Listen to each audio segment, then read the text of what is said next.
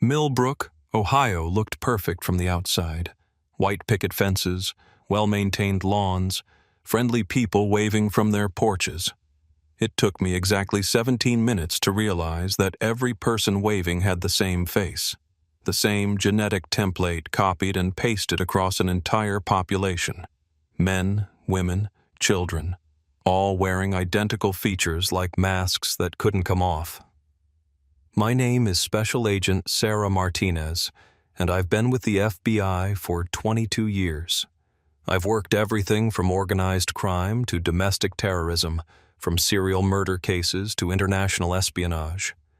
I thought I'd seen the darkest corners of human nature, the most twisted minds our species could produce. I was wrong. What I discovered in Millbrook, Ohio in the summer of 2019 wasn't just a crime. It was a violation of every natural law I thought I understood.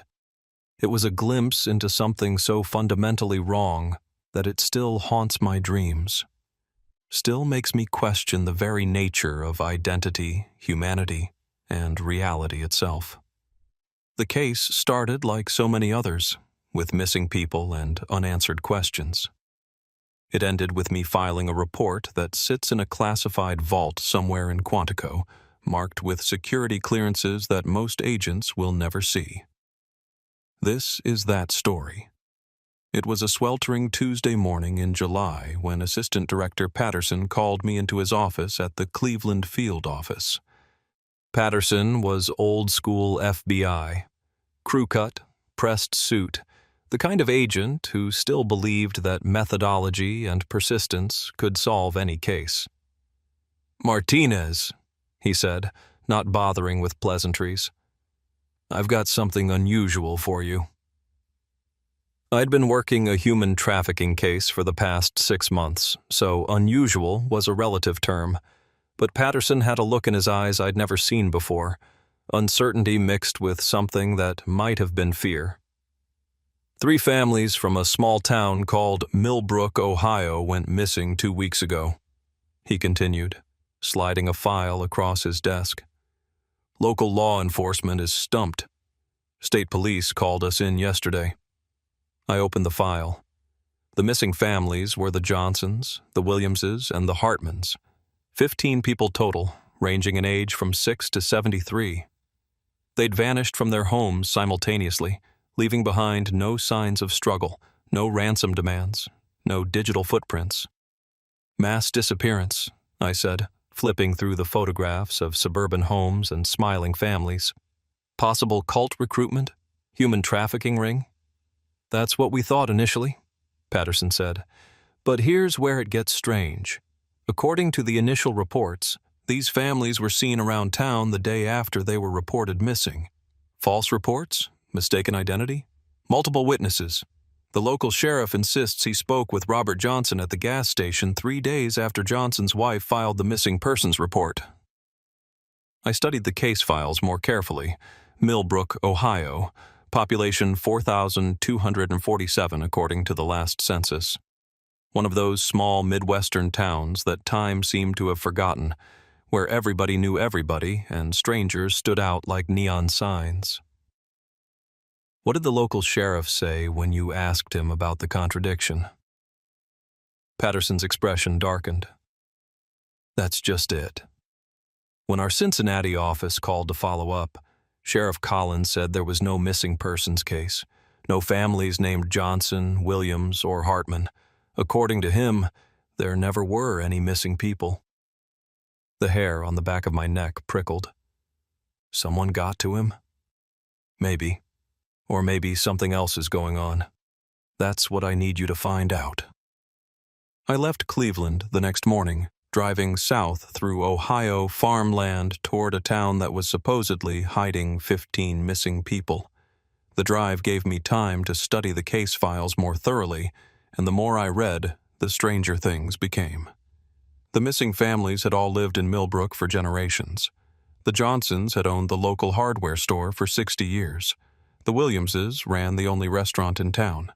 The Hartmans operated a small insurance agency.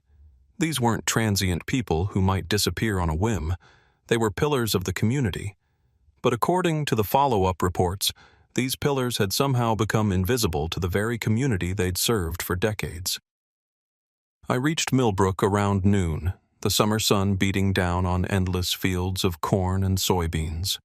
The town appeared exactly as I'd expected from the photos in the file. A collection of neat houses arranged around a small downtown core, complete with a water tower, a few local businesses, and tree-lined streets that belonged on a postcard. I parked in front of the sheriff's station, a small brick building that also housed the volunteer fire department. As I gathered my files and prepared to meet Sheriff Collins, I noticed a woman watering her garden across the street. She looked up and waved, a friendly, normal gesture that I returned automatically. That was the first face I saw in Millbrook. I wish I'd paid more attention to it at the time, because 17 minutes later, I would realize that every other face in town was exactly the same. Sheriff Collins was waiting for me in his office, a sparse room decorated with the usual mixture of community service awards and law enforcement memorabilia.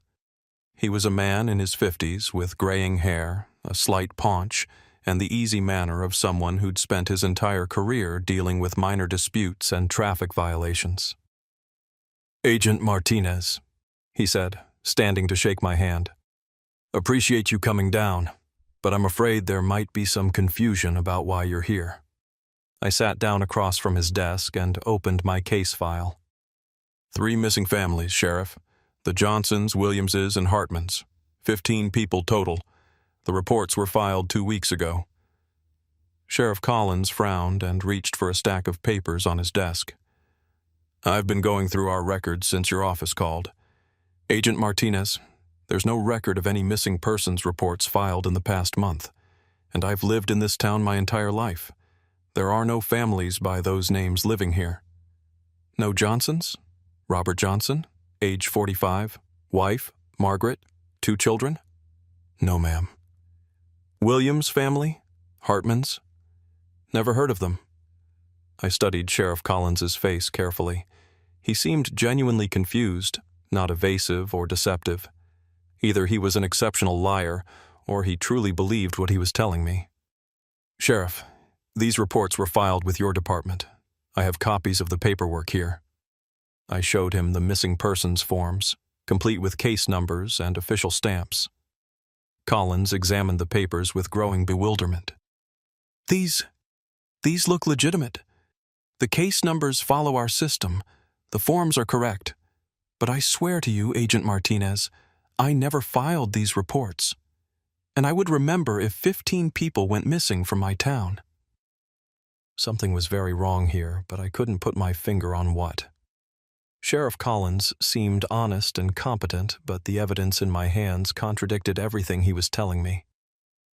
"Would you mind if I spoke with some of the townspeople? Maybe visited the addresses listed in these reports?" "Of course," Collins said. "I'll come with you. Maybe we can figure out what's going on here." Our first stop was 347 Maple Street, listed in the file as the Johnson family residence. It was a 2-story colonial with yellow siding and a well-maintained garden. As we approached the front door, I could see movement through the kitchen window. "Someone's home," I observed. Sheriff Collins knocked on the door.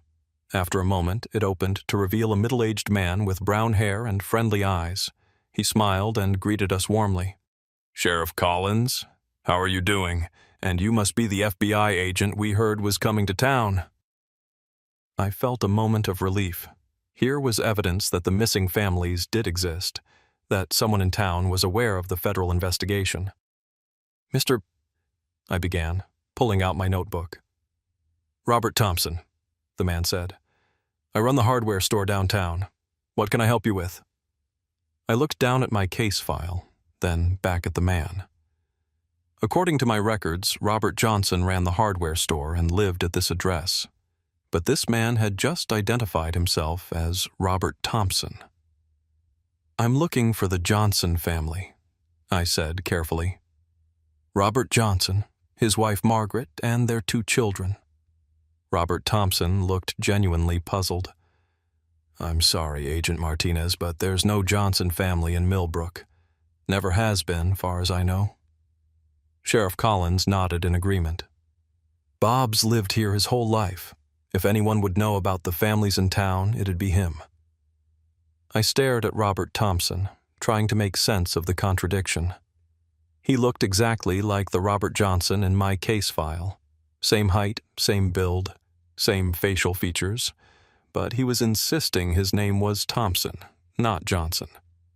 "Mr. Thompson, how long have you lived at this address?" "Oh, about 15 years now. Moved here when I married my wife, Linda. She grew up in this house. It's been in her family for generations." "And you run the hardware store?" "Thompson Hardware. Yes, ma'am. Been in business since 1962 when my father-in-law started it." Every detail matched the Johnson family profile, except for the names. It was as if someone had taken Robert Johnson and simply changed his identity, leaving everything else exactly the same. We visited the other addresses listed in my files with identical results. At 423 Oak Street, we found David Williams running a small restaurant, except he insisted his name was David Peterson, and the restaurant was called Peterson's Family Diner instead of Williams Family Restaurant. At 156 Pine Street, we met Charles Hartman, who claimed to be Charles Mitchell and ran an insurance agency called Mitchell & Associates. Each person we met matched the physical descriptions and life details of the missing families perfectly, but they all had different names and no memory of ever being called by their supposed original identities. It was during our fourth visit that I first consciously noticed the faces. We were at the elementary school, where I wanted to check the enrollment records for the missing children. The principal, a woman named Mrs. Davidson, was walking us through the hallways when she stopped to greet a teacher. "Agent Martinez, this is Miss Rodriguez, our third-grade teacher." I shook Miss Rodriguez's hand and made polite conversation, but something was nagging at me. When we continued down the hallway and met the janitor, Mr. Patterson, the feeling grew stronger. It wasn't until we encountered the school nurse, Mrs. Kelly, that the pieces clicked into place. They all had the same face. Not similar faces. The exact same face. The same bone structure. The same eye color and shape. The same nose. The same mouth. The same facial proportions. Miss Rodriguez, Mr. Patterson, and Mrs. Kelly were obviously different people. Different ages, different genders, different clothes and hairstyles, but they wore identical faces like they'd been stamped from the same mold. I tried to convince myself it was my imagination, that I was seeing patterns that didn't exist. But as we left the school and walked down Main Street, I started paying closer attention to every person we passed. The mailman sorting letters at the post office, the teenager bagging groceries at the corner market, the elderly woman feeding pigeons in the town square, the construction worker repairing a sidewalk. All of them had the exact same face. I excused myself from Sheriff Collins and found a quiet spot near my car to process what I was seeing. I pulled out my phone and pretended to make a call while actually observing the people of Millbrook going about their daily routines. A mother pushing a stroller down the sidewalk. Same face. Her toddler walking beside her. Same face, scaled down to child proportions. A businessman entering the bank. Same face. Two teenagers laughing together outside the ice cream shop. Both had the same face. It wasn't possible. It defied genetics, biology, every law of nature I understood. But it was happening right in front of me. I started taking discreet photos with my phone, being careful not to attract attention. Through my camera lens, the impossible became documented fact. Every person I photographed had identical facial features, as if an entire town had been populated by variations of the same individual. Men and women, young and old, different heights and builds, but all sharing the same face with mathematical precision, the same distance between the eyes, the same curve of the lips, the same angle of the cheekbones. "Agent Martinez?" Sheriff Collins appeared at my elbow. "Everything all right? You look a little pale." I turned to look at him directly for the first time since arriving in Millbrook. Sheriff Collins had the same face as everyone else. I managed to keep my composure during the rest of my initial visit to Millbrook, though every interaction felt like walking through a nightmare disguised as a daydream. I scheduled a follow-up visit for the next day and drove back to Cleveland in a state of controlled panic. That evening, I spread the photos I'd taken across my apartment floor like pieces of a jigsaw puzzle. Using a ruler and magnifying glass, I compared facial measurements with obsessive precision. The distance between pupils, the width of noses, the length from hairline to chin, every measurement was identical across different people. I ran the photos through facial recognition software, the same programs we use to identify suspects and missing persons. The computer couldn't differentiate between any of the faces. According to the algorithms, every person in Millbrook, Ohio was the same individual. But that was impossible. I called my colleague in the Bureau's Behavioral Analysis Unit, Dr. Patricia Vance, a forensic psychologist who specialized in unusual cases. "Patricia, I need to run something by you. Hypothetically, is it possible for an entire population to share identical facial features?" "You mean like ethnic similarities? Isolated populations sometimes show—" "No, I mean identical. Exact genetic matches across unrelated individuals." There was a long pause. "Sarah, that's not how genetics works. Even identical twins have subtle differences when you look closely enough. Are you working some kind of identity theft case?" "Something like that. What about environmental factors, radiation exposure, chemical contamination?" "Those might cause similar birth defects in a localized population, but identical features across multiple generations. That's not scientifically possible."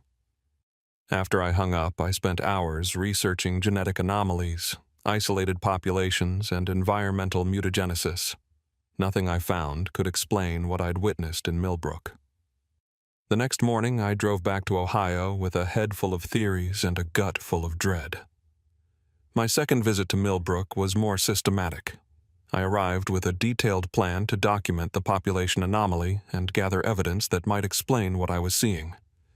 I set up my unofficial headquarters at the town's only motel, a modest establishment called the Millbrook Inn. The desk clerk who checked me in had the same face as everyone else I'd met. I was starting to recognize subtle variations, different expressions, different ways of wearing the identical features, but the underlying structure was always identical. "First time in Millbrook?" the clerk asked pleasantly. "Second visit," I replied. "Lovely town." "We like it here. Quiet, friendly folks. Everyone looks out for each other." That phrase, "everyone looks out for each other," would prove to be more literal than I initially understood. I spent the day conducting informal interviews with townspeople, pretending to be working on a routine federal survey about rural law enforcement resources. My real purpose was to gather basic demographic information and look for any clues about the population's unusual uniformity. What I discovered was even stranger than the identical faces. Despite their shared physical appearance, the people of Millbrook had distinct personalities, different life experiences, and separate family histories. Robert Thompson genuinely believed he was a different person than David Peterson, despite their identical appearance. They had different memories, different skills, different interests. Mrs. Davidson, the elementary school principal, showed me class photos going back decades. Every face in every photo was the same, but the names written underneath were all different. According to the school records, the town had maintained a stable population for over 50 years, with new residents arriving regularly and others occasionally moving away. But every single resident, regardless of when they'd arrived or how long they'd lived there, had the same face. I contacted the county coroner, Dr. James Wright, and requested permission to review any recent autopsy reports from Millbrook residents. Dr. Wright was helpful, but puzzled by my interest. "Not much call for autopsies in Millbrook," he told me during our phone conversation. "Peaceful town, mostly natural deaths from old age or illness." "Why are you asking?" "Routine federal health survey," I lied, looking at mortality patterns in rural communities. Dr. Wright provided me with reports from the past 5 years. 7 deaths total, all from natural causes. What caught my attention wasn't the cause of death, but the detailed physical descriptions in each report. Every deceased resident of Millbrook had identical bone structure measurements. Height and weight varied, but skull dimensions, facial bone proportions, and dental characteristics were mathematically identical across different individuals. From a forensic standpoint, it was as if the same person had died 7 times. I arranged to meet with Dr. Wright at the county morgue, where he walked me through the most recent case, an elderly man named George Patterson who'd died of heart failure 3 weeks earlier. Lived in Millbrook his whole life, Dr. Wright explained as we reviewed the case file. 83 years old, worked at the grain elevator until he retired. Nice family man. Did you notice anything unusual about the body during the examination? Unusual how? Physical abnormalities, signs of medical procedures, anything that stood out? Dr. Wright thought for a moment. Now that you mention it, George had remarkably good bone density for his age. Usually, men in their 80s show significant deterioration, but his skeleton looked almost like a 40-year-old's, and his dental work was interesting. Interesting how? Perfect. I mean, mathematically perfect. His teeth were aligned with precision I've only seen in high-end cosmetic dentistry, but according to his medical records, he never had orthodontic work done. Born with a perfect smile, apparently. I felt that familiar chill running down my spine. Dr. Wright, in your professional opinion, is it possible for someone to be born with naturally perfect teeth? Possible, yes, but extremely rare. And George's teeth weren't just straight. They were identical in size and shape to a degree I've never seen in natural dentition. Over the following days, I expanded my investigation beyond Millbrook's borders. I contacted neighboring towns, county records offices, and state agencies, looking for any reference to the missing families or any explanation for the town's unusual demographics. What I found was a pattern of administrative confusion surrounding Millbrook, Ohio. According to state records, the town's population had remained remarkably stable at around 4,200 people for the past 30 years.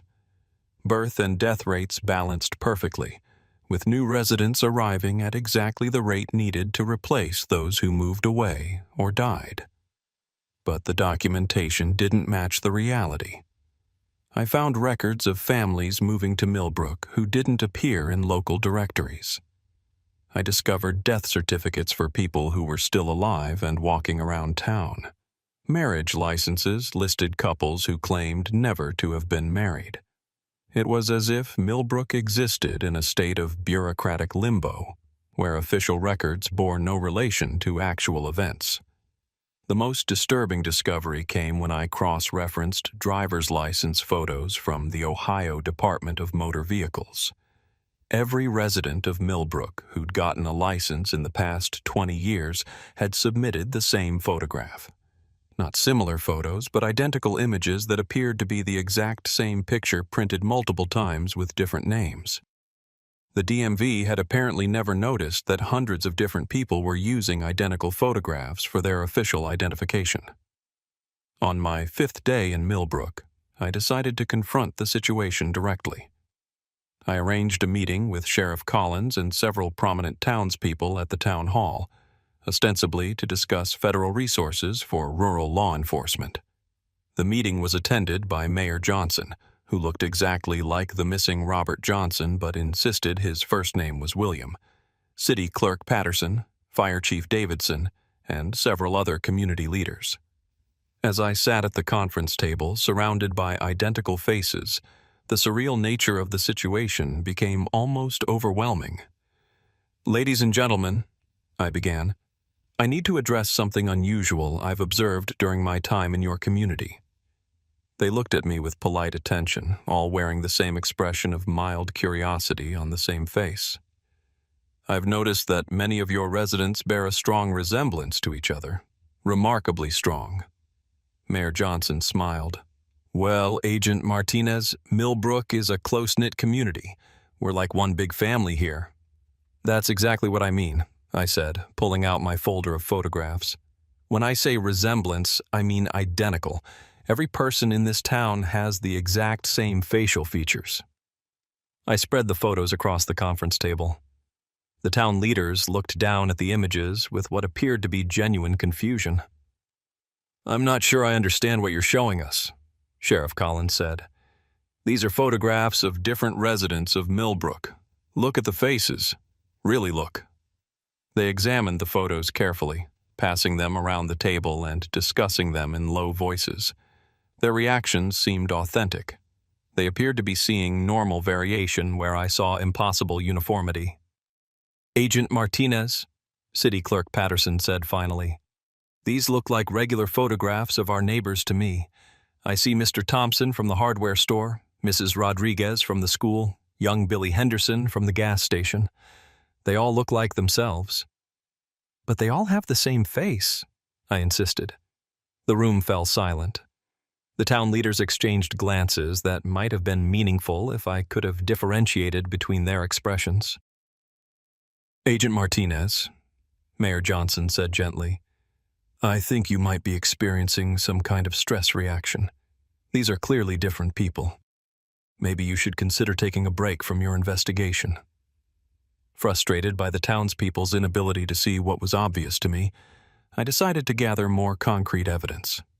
I contacted the FBI's forensic laboratory in Quantico and arranged for a mobile DNA testing unit to be dispatched to Millbrook under the cover of a routine federal health survey. The team arrived 2 days later in an unmarked van, posing as CDC researchers conducting a study on genetic diversity in rural populations. Agent Martinez had volunteered to act as liaison, which gave me the perfect excuse to collect biological samples from multiple residents. We set up our operation in the town hall, offering free health screenings and genetic counseling to anyone who volunteered. The response was overwhelmingly positive. Nearly 200 residents showed up over the course of 3 days, eager to participate in what they believed was important federal research. Each volunteer provided a saliva sample for DNA analysis, submitted to routine biometric measurements, and answered questions about their family medical history. Throughout the process, I carefully observed the interactions between residents, looking for any signs that they were aware of their unusual appearance. They showed no such awareness. Neighbors greeted each other by name, discussed personal matters, and interacted with the familiarity of people who'd known each other for years. From their perspective, they were seeing distinct individuals with recognizable faces and personalities. But from my perspective, I was watching identical people interact as if they were unique individuals, like watching the same actor play multiple roles in the same scene without ever acknowledging the repetition. The DNA results came back a week later, and they confirmed my worst fears. Dr. Elizabeth Kane, the FBI's chief forensic geneticist, called me personally to discuss the results. "Sarah, I've reviewed your samples 3 times, and I need to ask you about your collection methodology. Did you possibly mix up the specimens or collect multiple samples from the same individuals?" "No contamination, no mix-ups," I assured her. "Each sample came from a different person, collected under controlled conditions." "That's problematic, because according to our analysis, all 200 samples came from genetically identical individuals. Not similar, identical. We're looking at DNA profiles that match at every marker we tested." "What does that mean exactly?" "It means you either collected 200 samples from the same person, or you've discovered a population of perfect genetic clones. And Sarah, human cloning technology doesn't exist at this level. We're talking about individuals of different ages, which would require cloning technology that's decades ahead of anything that exists in the public scientific record." I sat in my Cleveland office, staring out the window at normal people with normal faces living normal lives. "Elizabeth, hypothetically, if such technology did exist, what would be required to create a population like this?" "Hypothetically? You'd need a master genetic template, advanced cloning facilities, the ability to accelerate aging in laboratory conditions, sophisticated memory implantation technology to create distinct personalities, and resources that would cost billions of dollars. Plus, you'd have to maintain the program for decades to create a multi-generational population. Government project? Would have to be. Nothing else would have that level of funding and secrecy. But Sarah, I need to emphasize that this technology doesn't exist. What you're describing is science fiction. After I hung up, I sat in my office for a long time, trying to make sense of the impossible evidence. Every test, every measurement, every analysis pointed to the same conclusion. The people of Millbrook, Ohio were genetically identical human clones, living as if they were natural, unrelated individuals. I took the DNA results to Assistant Director Patterson, along with my complete case files and photographic evidence. His reaction was immediate and intense. "Martinez, this stays between us until I can brief the director. If what you're telling me is true, we're looking at the most significant classified program in American history." "Sir, what do you want me to do about Millbrook?" "Nothing. You don't go back there. You don't talk to anyone else about this case, and you don't file any official reports until I give you clearance. This goes straight to Washington." Within 48 hours, my case was transferred to a joint task force involving the FBI, CIA, Department of Defense, and several agencies I'd never heard of. I was debriefed by teams of specialists, subjected to psychological evaluation, and required to sign security agreements that carried the threat of life imprisonment if violated. The official investigation took over, with resources far beyond anything available to a single field agent. But they allowed me to remain involved as the case agent, which meant I got to see the results of their much more sophisticated analysis. What they discovered was even more disturbing than my initial findings. The expanded investigation revealed that Millbrook, Ohio, was one of 12 similar communities scattered across the United States. Each town had a population of 4,000 to 5,000 residents, all genetically identical to each other, but unique compared to the other towns. The communities had been established over a 60-year period, starting in the late 1950s. They were supported by an intricate network of front companies, falsified government records, and sophisticated psychological conditioning programs designed to maintain the illusion that the residents were normal human beings living normal lives. The most shocking discovery was that the residents weren't just genetic clones. They were also psychological constructs. Each individual had been programmed with artificial memories, implanted personalities, and false life histories that created the appearance of unique identities within the identical population. Dr. Marcus Webb, a behavioral psychologist with a top-secret clearance, briefed me on the psychological findings. "The residents of Millbrook don't realize they're clones," he explained during our classified meeting in Washington. "Their memories have been carefully constructed to create consistent but distinct personal histories. They genuinely believe they're separate individuals with unique experiences." "How is that possible?" "Advanced neuroscience combined with decades of behavioral conditioning. Each clone is given a specific role to play: the sheriff, the shopkeeper, the teacher, and their memories are designed to support that role. They're essentially living out scripted lives while believing they're making free choices." "But why? What's the purpose?" Dr. Webb consulted his classified files. "Agent Martinez, what I'm about to tell you is compartmentalized at the highest levels. The Millbrook Project was designed to study human behavior and social dynamics in controlled populations. It's been running for over half a century. Study them for what?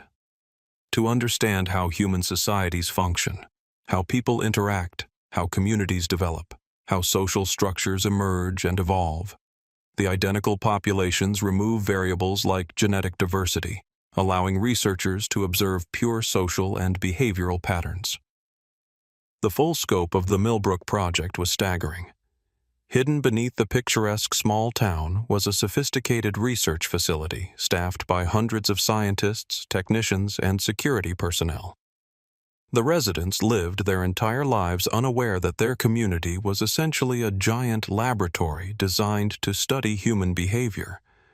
Every conversation was recorded. Every interaction was analyzed.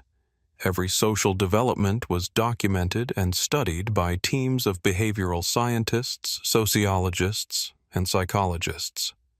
The people I'd met, Sheriff Collins, Robert Thompson, Mrs. Davidson, were unwitting research subjects whose entire lives existed for the purpose of scientific observation. The project had been funded by a consortium of government agencies and private corporations, all interested in understanding human behavior for purposes ranging from military applications to marketing research. The data collected from Millbrook and similar communities had influenced everything from urban planning to psychological warfare tactics. But something had gone wrong recently. The missing families I'd originally been sent to investigate were actually researchers who'd been exposed to the project and had tried to document what they'd discovered. They hadn't been kidnapped. They'd been removed by project security when they threatened to reveal the existence of the laboratory communities. The families' identities had been reassigned to clone residents, who'd been implanted with modified memories that convinced them they'd always lived in Millbrook. The original researchers had simply been erased from the town's collective memory through a combination of record falsification and memory adjustment procedures. I was looking at a violation of human rights so vast and systematic that it challenged my understanding of what my own government was capable of doing. During my weeks of debriefing in Washington, I met with officials from the various agencies involved in the Millbrook project. Their justifications for the program were consistent but chilling. "Agent Martinez," explained Dr. Caroline Stevens from the Department of Defense Research Division, "the Millbrook project has generated invaluable data on human social behavior. The research conducted there has contributed to peacekeeping efforts, disaster response planning, and conflict resolution strategies around the world." "By treating human beings as laboratory animals," I replied. "By studying human behavior in its purest form," she corrected. "The residents of Millbrook live happy, fulfilling lives within their community. They form relationships, raise families, pursue careers, and experience all the normal aspects of human existence. The only difference is that their community is designed and monitored for research purposes. They're clones living programmed lives. They have no real autonomy, no genuine choice about their existence." "Do any of us really have genuine choice about our existence?" Dr. Stevens asked. "We're all products of our genetics and environment. The Millbrook residents are simply products of more carefully controlled genetics and environment." The philosophical implications were staggering, but the practical implications were even worse. I was being asked to cover up a program that had been operating for decades, involving thousands of human subjects who had no knowledge of their true nature.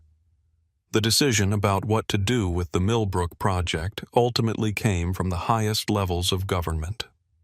I was called to a meeting at an undisclosed location in Virginia, where I met with officials whose names and agencies were never revealed to me. "Agent Martinez," said a woman I knew only as Director Smith, "the Millbrook project represents one of the most valuable research programs in the history of behavioral science. The data collected there has applications in national security, public health, and social policy that benefit millions of people. What about the rights of the people living there? The residents of Millbrook are living full, satisfying lives. They have relationships, careers, families, all the things that define human happiness. The fact that their existence serves a larger purpose doesn't diminish the value of their individual experiences. But they don't know the truth about themselves."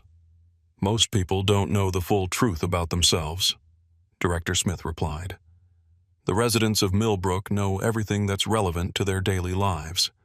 They understand their relationships, their community, their personal histories.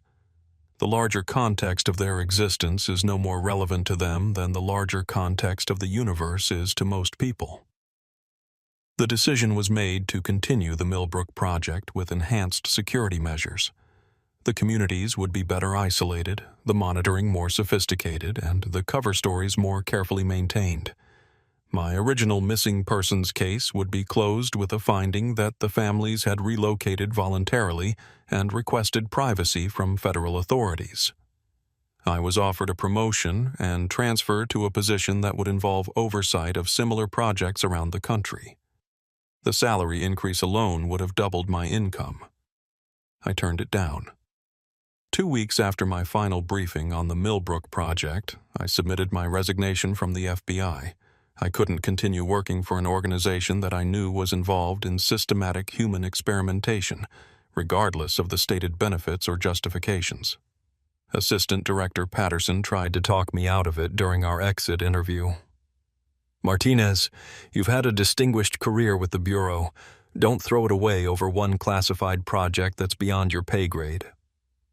"It's not beyond my pay grade to know right from wrong," I replied. "The people in Millbrook are happy. They have good lives, strong communities, everything that most Americans want. The fact that their existence serves a research purpose doesn't make it inherently wrong. They're being studied like laboratory rats. They have no knowledge of their true nature, no choice about their participation, no ability to consent to what's being done to them. And if they did know? If we told them the truth, what then? Their lives would be destroyed, their sense of identity shattered, their community dissolved. Would that be more ethical?" Patterson's argument haunted me because it contained a grain of truth. The people of Millbrook seemed genuinely happy in their artificial community. They had relationships, goals, achievements, all the components of meaningful human lives. Learning the truth about their nature might indeed destroy everything that gave their existence value. But that didn't make the program right. I left the FBI with a security clearance that prohibited me from discussing the Millbrook project with anyone, ever, under penalty of life imprisonment. The knowledge I carried was classified at levels that most government officials would never see, and revealing it would be considered an act of treason. I moved to Portland, Oregon, and opened a small private investigation practice specializing in missing persons cases. It was my small way of continuing to help people who'd fallen through the cracks of official investigations, though I could never help the people who needed it most, the thousands of human clones living their programmed lives in laboratory towns across America. For 5 years, I tried to build a new life while carrying the weight of what I knew. I helped find runaway teenagers, tracked down deadbeat parents, and investigated insurance fraud. Normal cases involving real people with genuine problems seemed almost refreshingly simple after Millbrook, but I couldn't stop thinking about the faces. In 2024, 5 years after my resignation from the FBI, I received a package with no return address. Inside was a flash drive and a handwritten note that said simply, "You need to see this. A friend." The flash drive contained video files from security cameras throughout Millbrook, Ohio. Hours of footage showing the daily lives of the residents, people going to work, children playing in parks, families having dinner together. Normal human activities performed by people with identical faces. But there was something new in the recent footage. Some of the residents were showing signs of awareness that something was wrong with their community. I watched Sheriff Collins staring at his reflection in a mirror with a confused expression, as if he was seeing something that troubled him but couldn't quite identify what it was. I saw Mrs. Davidson repeatedly counting the children in her classroom, as though she suspected the numbers didn't add up correctly.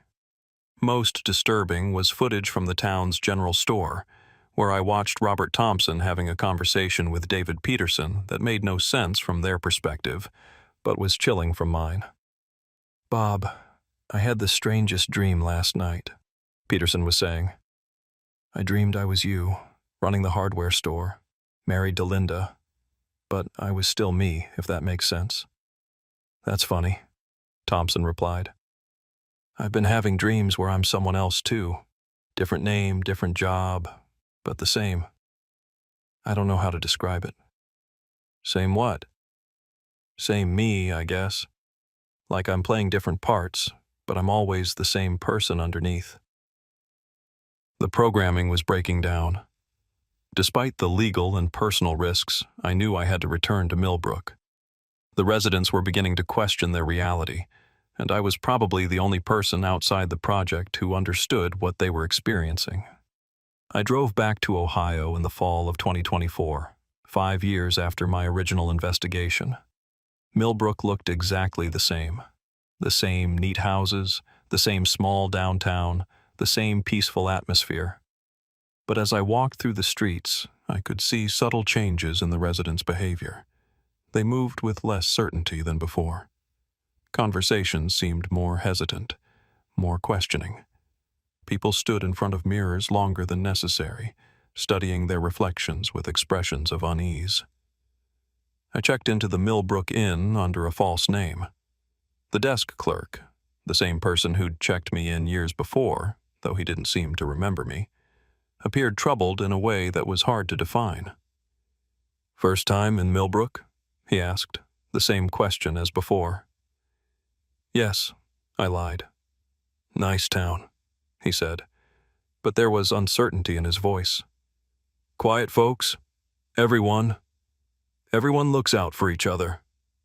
The phrase sounded rehearsed, as if he was reciting lines he wasn't sure he believed anymore. Over the next few days, I observed the gradual breakdown of the psychological programming that had maintained Millbrook for decades. Residents were beginning to notice inconsistencies in their memories, similarities in their appearance, and patterns in their community that didn't make sense. I watched a group of teenagers gathered in the town square, comparing their driver's licenses and commenting on how similar their ID photos looked. A meeting of the town council devolved into confused arguments about whether certain events had actually happened or were just shared dreams. Most significantly, Sheriff Collins had begun investigating his own department's records, finding discrepancies between what he remembered and what was documented in official files. The crisis point came when I witnessed a confrontation between two residents outside the grocery store. Robert Thompson and David Peterson were arguing about whether they'd known each other as children, each claiming memories of the other that contradicted their supposed life histories. "I remember you from elementary school," Thompson was insisting. "You sat behind me in Mrs. Anderson's third-grade class." "That's impossible," Peterson replied. "I grew up in Michigan. I didn't move to Millbrook until I was 25. But I remember you here. I have clear memories of us as kids." "So do I. But that can't be right." They were both correct. Their implanted memories contained overlapping elements because they were based on the same template, modified with different details to create the illusion of separate histories. But as the programming deteriorated, the underlying similarities were becoming apparent. I realized that the residents of Millbrook were on the verge of discovering the truth about their nature, with or without my intervention. The psychological conditioning that had maintained their artificial identities for decades was failing, and they were beginning to see through the illusion of their separate existences. I could either let them struggle through this revelation on their own, or I could help them understand what was happening to them. It was the most difficult ethical decision I'd ever faced. By revealing the truth, I would destroy their sense of identity and shatter their understanding of reality. But by remaining silent, I would abandon them to face an incomprehensible crisis without any context or support. I chose to help them. I arranged a meeting with Sheriff Collins, using my real name and FBI credentials. He remembered me from my previous visit, though his memories were confused and contradictory. "Agent Martinez," he said when we met at his office, "I've been thinking about your last visit. You asked questions about missing families, but I can't remember the details clearly. It's like trying to remember a dream."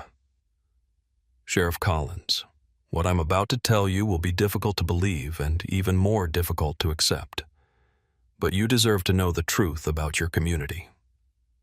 I spent the next 3 hours explaining the Millbrook project to a man who discovered that everything he thought he knew about himself was a carefully constructed lie.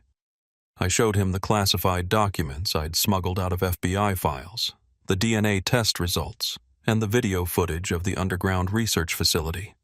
Sheriff Collins's reaction was exactly what I'd expected. Denial, followed by anger, followed by a kind of existential horror as the full implications sank in. "You're telling me I'm not real?" he asked finally. "You're real," I assured him. "Your thoughts, your emotions, your experiences, they're all real. But your memories have been artificially created, and your genetics were designed in a laboratory. What about my wife, my children? They're as real as you are. They have the same artificial origins, but their love for you and yours for them is genuine. How many of us know? As far as I'm aware, you're the first." Sheriff Collins sat in silence for a long time, processing information that challenged every assumption about his existence. Finally, he looked up at me with an expression of grim determination. "What do we do now?"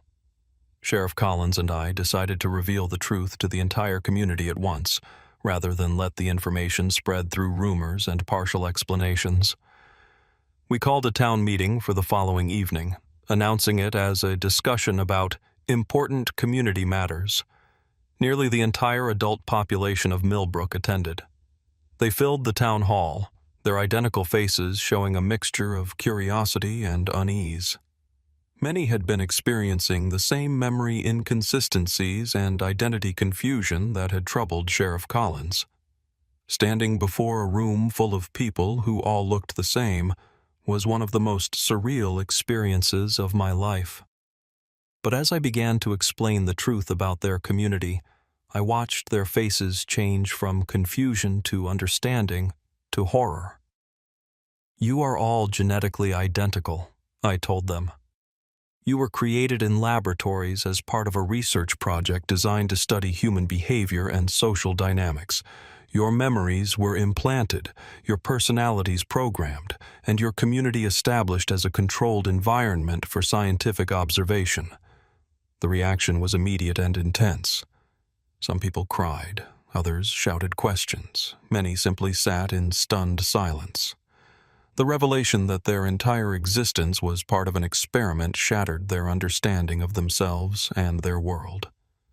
Robert Thompson stood up, his face twisted with anguish. "Are you telling us we're not real people?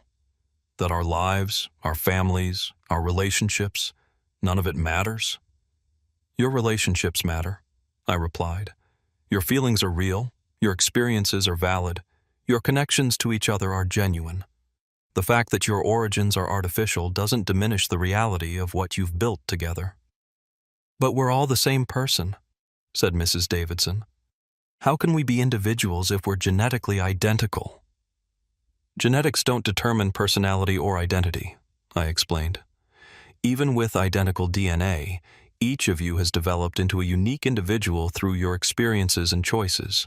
You may share the same face, but you've become different people." The meeting continued for hours, with residents asking questions, expressing anger, and trying to come to terms with the impossible truth about their existence. Some refused to believe what I was telling them, insisting that their memories were real and their identities authentic. Others accepted the revelation with surprising resilience, as if they'd suspected something was wrong all along. The revelation of the Millbrook Project's true nature created chaos in the community. Some residents demanded to leave immediately, wanting to escape what they now saw as a prison disguised as a town. Others insisted on staying, arguing that their home was real to them regardless of its artificial origins. Families struggled to understand their relationships in light of the revelation that they were all genetically identical. Parents questioned their love for children who shared their exact DNA, while spouses wondered if their attraction to each other was based on artificial programming rather than genuine emotion. The younger residents adapted more quickly than the adults. Teenagers who'd been troubled by their unusual uniformity found relief in finally understanding why they all looked the same. Children seemed almost untroubled by the revelation, accepting their artificial origins as simply another fact about their world. But the community's biggest challenge was practical: what to do next. Within 48 hours of the town meeting, Millbrook was surrounded by federal agents from multiple agencies. The security breach I'd created by revealing classified information had triggered an immediate response designed to contain the damage and protect the integrity of the remaining research sites. I was arrested on charges of violating the Espionage Act, sedition, and breach of national security. The residents of Millbrook were quarantined while government officials decided how to handle a population of research subjects who now knew the truth about their existence. During my interrogation, Director Smith, the unnamed official I'd met years earlier, made the government's position clear. "Agent Martinez, you've destroyed decades of valuable research and endangered the psychological well-being of thousands of innocent people. The residents of Millbrook were living productive, happy lives until you decided to interfere. They deserve to know the truth about themselves." Did they? Look at what your truth has accomplished. Families torn apart, individuals questioning their most basic sense of identity, a community in chaos. Was this revelation worth the psychological trauma you've caused? She had a point. Many of the Millbrook residents were struggling to cope with the knowledge of their artificial origins. Depression, anxiety, and identity crises were rampant throughout the community. Some had suffered complete psychological breakdowns and required intensive psychiatric care. But others had found strength in the truth. They'd begun forming support groups, helping each other navigate their new understanding of themselves. Some had developed a fierce pride in their unique origins, seeing themselves as pioneers in human development rather than victims of scientific experimentation. My case became a cause célèbre among civil rights organizations and government transparency advocates, though most of the details remained classified. The charges against me were serious enough to result in life imprisonment, but public pressure and media attention forced the government to consider alternatives. The Millbrook residents themselves became my strongest advocates. Despite the trauma of learning the truth about their origins, many testified on my behalf, arguing that they had a right to understand their own nature and that I had performed a service by revealing information that was being withheld from them. Sheriff Collins spoke at my sentencing hearing.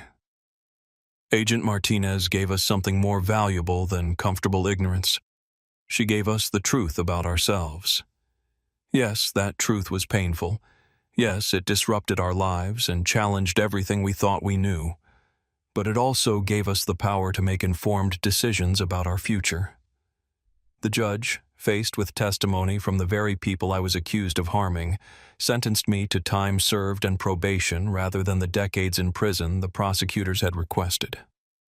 I was released from federal custody with restrictions on my movement and communication, but I was allowed to maintain contact with the Millbrook community as they worked to rebuild their society with full knowledge of their origins. The transformation was remarkable. Once the initial trauma of revelation had passed, the residents began to embrace their unique situation with creativity and determination. They formed the first community of conscious human clones, developing new social structures and relationships based on their shared genetic heritage. Some residents chose to leave Millbrook, seeking to build new lives in the outside world. The government provided them with new identities and support services, though many struggled to adapt to life among genetically diverse populations. Others decided to stay and transform Millbrook into something unprecedented, a community that celebrated rather than concealed its artificial origins. They opened their town to researchers, journalists, and ethicists interested in studying the implications of human cloning and artificial community development. The underground research facility was converted into a museum and educational center, where visitors could learn about the history of the Millbrook Project and its implications for future developments in genetic engineering and social science. The revelation of the Millbrook Project sparked national debates about human experimentation, government secrecy, and the ethics of genetic engineering. Congressional hearings were held, leading to new regulations on human research and greater oversight of classified scientific programs. Other communities, similar to Millbrook, were gradually revealed and given the choice of learning the truth about their origins. Some chose knowledge. Others preferred to maintain their artificial ignorance. The government was forced to respect both decisions while providing support for communities that chose transparency. The scientific data collected from decades of observation in laboratory towns like Millbrook was made available to academic researchers, leading to breakthroughs in understanding human social behavior, community development, and genetic influences on personality. But perhaps most importantly, the residents of Millbrook had proven that human identity and dignity transcend the circumstances of one's origins. Despite learning that their entire existence was part of an experiment, they had maintained their humanity, their relationships, and their capacity for growth and change. My decision to reveal the truth about Millbrook came with significant personal consequences. My FBI career was over, my security clearance permanently revoked, and my future employment prospects severely limited. I faced ongoing legal restrictions and government surveillance that would continue for the rest of my life. But I also gained something invaluable: the knowledge that I had helped human beings understand their own nature and make informed choices about their existence.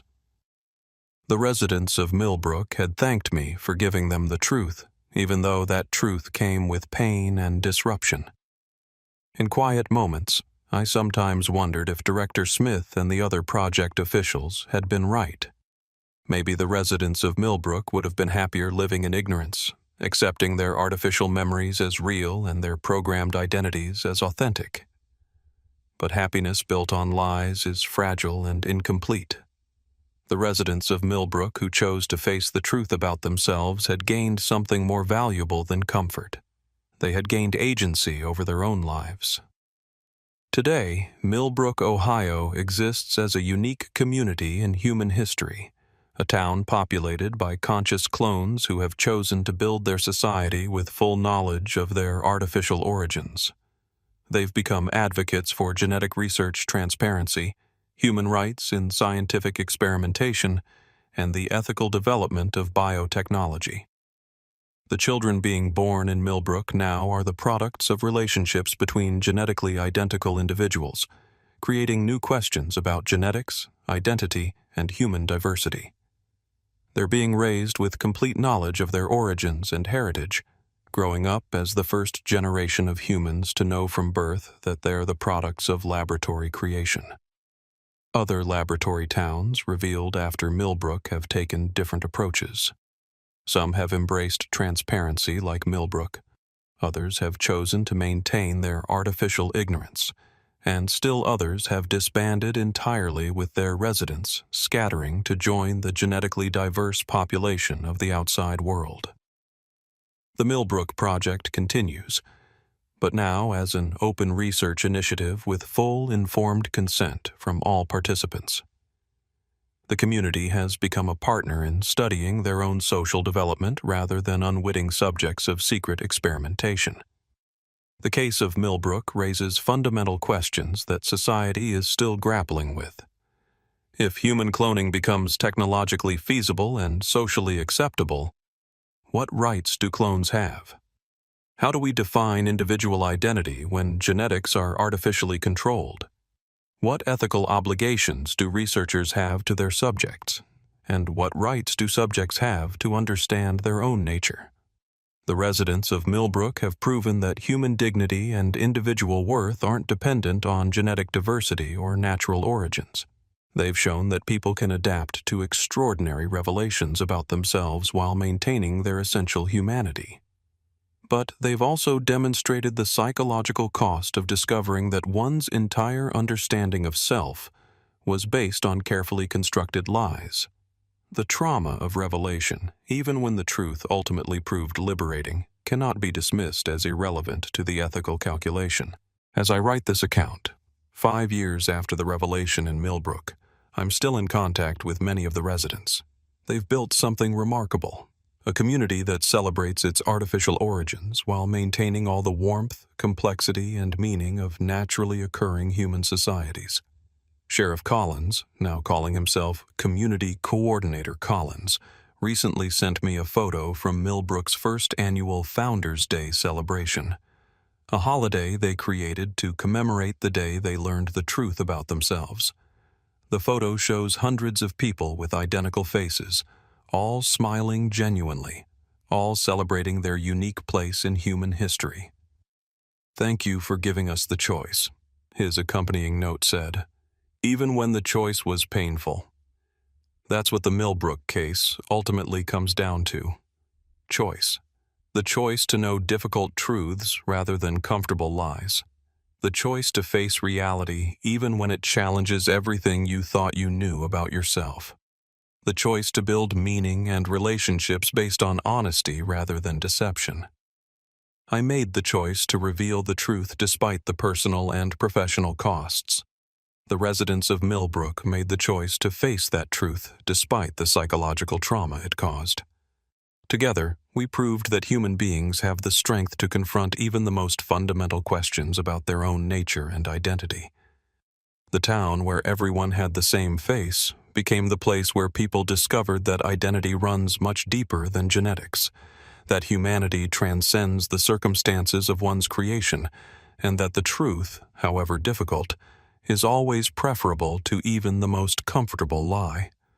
Some nights, I still dream about those identical faces turning toward me in the town hall, waiting to hear the truth about themselves. In my dreams, they always thank me for giving them the choice between ignorance and knowledge. In reality, most of them did too.